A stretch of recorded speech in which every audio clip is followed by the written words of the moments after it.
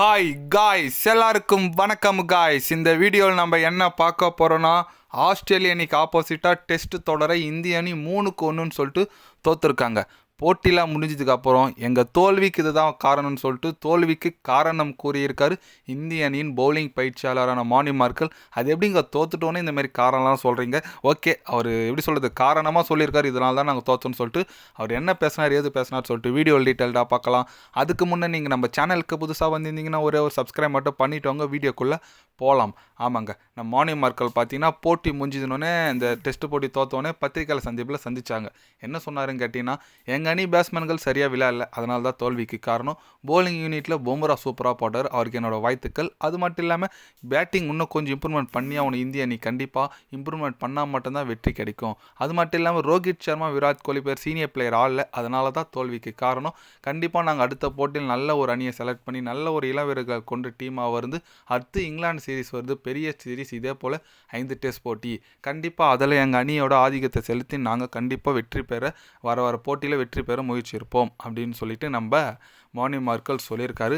Correct தாங்க. அது எப்படிங்க ஒரு காரணமாக சொல்கிறீங்க? மேட்ச் நடக்கும்போது நீங்கள் அதை ரெடி பண்ணுங்க. பேட்டிங் சரியில்லைன்னு தெரியுதா, ஏற்ற மாதிரி நீங்கள் மாற்றணும். பவுலிங் சரியில்லைன்னு தெரியுதா, அதுக்கேற்ற மாதிரி மாற்றணும். தோத்துட்டு பேருக்கு வந்து காரணம் சொல்கிறது வந்து ஒரு எப்படி சொல்கிறது, ஒரு கோச்சுக்காக அது ஒரு மரியாதை கிடையாது. பட் மானி மார்க்கல் என்ன தான் பண்ணுறாருன்னு தெரியல டீமில். பட் ஏதோ ஒன்று சொல்லிட்டு இருக்காரு. ஓகே விடுங்க, என்ன ஒரு வேலை பண்ணுறாரு போலிங் கோச்செலாம் இல்லைங்க. சும்மா அதை தோத்துட்டுமா ஜெயிச்சிட்டுமா ப்ரெஸ் மீட்டில் வந்து பேசணுமா, அவ்வளோதான். அப்படி தான் இருக்கார் பழகுது. போலிங்னா அதுக்கேற்ற மாரி மாற்றணுங்க.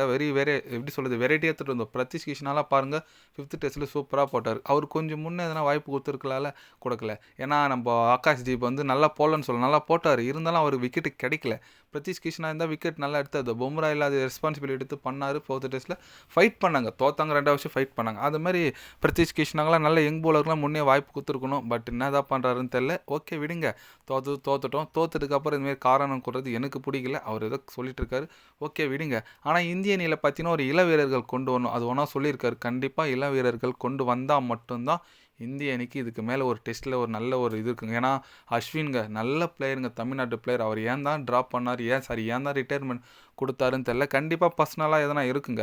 ஏன்னு கேட்டிங்கன்னா, ஆஸ்திரேலியா நார்தர்ன் லைன் ஒரு எப்படி சொல்கிறது 500 விக்கெட் மேலே எடுத்த ஒரு பவுலர். அவர் கண்டினியூவாக டீமில் விக்கெட் எடுக்கிறாரோ, நல்லா போகிறாரோ இல்லையோ, கண்டினியூவாக வாய்ப்பு கொடுக்குறாங்க. அஸ்வின் அவரோட பெட்டர் பவுலர், அவரோட பெட்டரான பேட்ஸ்மேன் கூட, ஆல்ரவுண்டர்.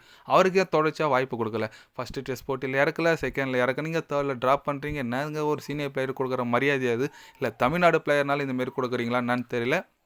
அதே போல் கில்லுலாம் என்ன ஆடுறாரு, அவர் கண்டினியூவாக டீமில் வச்சு ஆடிட்டு இருந்தீங்க. அதுமாரி ஒரு ஒஸ்ட்டான ஒரு மேனேஜ்மெண்ட் தான் இருக்குது என்னை பொறுத்த வரைக்கும். பார்க்கலாம், வெயிட் பண்ணி இந்திய அணி எந்த வீரர்களை கொண்டு வரேன். அப்போ கூட சாய் சுதர்ஷன்லாம் இருக்காங்க, அவங்களாம் கண்டிப்பாக நீங்கள் எடுக்க மாட்டீங்க, அது எனக்கு தெரியும். ஓகே பார்க்கலாம்.